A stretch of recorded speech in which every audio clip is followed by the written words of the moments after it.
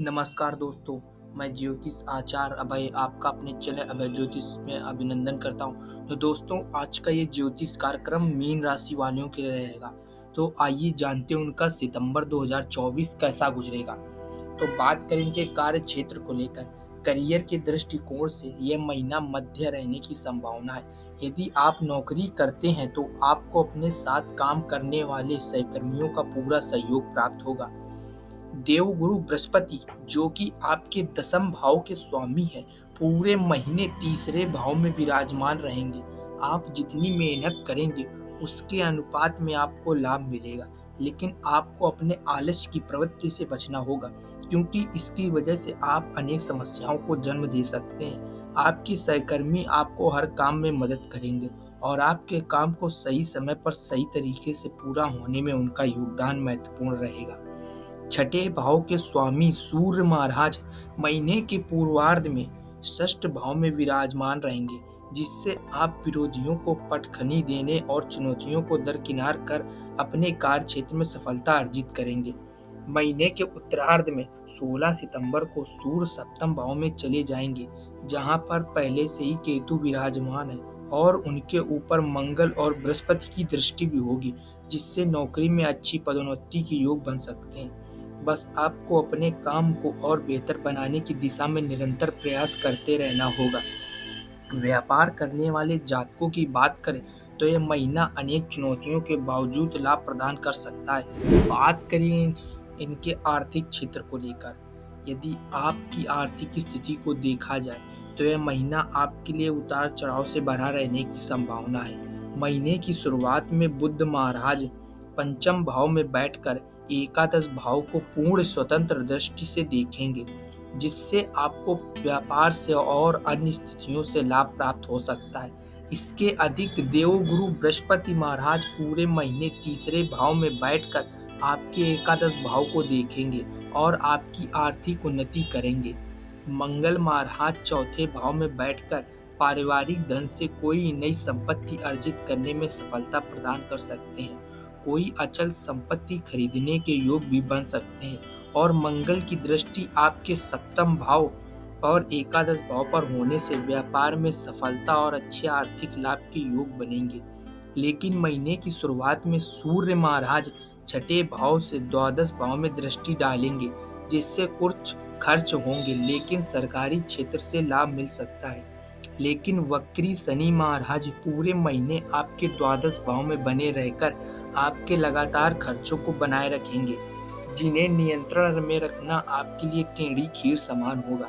इसलिए आपको इन पर ध्यान देना होगा। महीने के उत्तरार्ध में बुध और सूर्य भी छठे भाव से निकलकर सप्तम भाव में आ चुके होंगे, जिससे खर्चों पर और ज्यादा नियंत्रण बन सकता है। फिर भी कुछ न कुछ खर्च होते रहेंगे, जिन पर आपको ध्यान देना होगा। बात करें इनके स्वास्थ्य को लेकर। यह महीना स्वास्थ्य के दृष्टिकोण से ज्यादा अनुकूल दिखाई नहीं दे रहा है। आपकी राशि स्वामी तीसरे भाव में विराजमान रहेंगे, जो ज्यादा अनुकूल और ज्यादा प्रतिकूल दोनों ही रूप से नहीं कहा जा सकता। यह एक मध्य स्थिति है, लेकिन आपकी राशि में पूरे महीने राहु का उपस्थिति होना यह दर्शाता है कि आप अपने स्वास्थ्य के प्रति लापरवाह हो सकते हैं और स्वयं के प्रति लापरवाही बरतना आपके स्वास्थ्य के लिए अनुकूल नहीं रहेगा और आप बीमारियों की चपेट में आ सकते हैं। शनि महाराज वक्री अवस्था में पूरे महीने आपके द्वादश भाव में बने रहकर स्वास्थ्य को बिगाड़ सकते हैं। आपके पैरों में चोट लग सकती है अथवा मोच लगने की स्थिति उत्पन्न हो सकती है। आंखों से एनर्जी और आंखों से संबंधित समस्याएं परेशान कर सकती हैं। इसके अतिरिक्त कंधों में, जोड़ों में दर्द और संधिवात जैसी स्थिति जन्म ले सकती है। आपको सावधानी रखनी होगी, यह महीना कमजोर हो सकता है।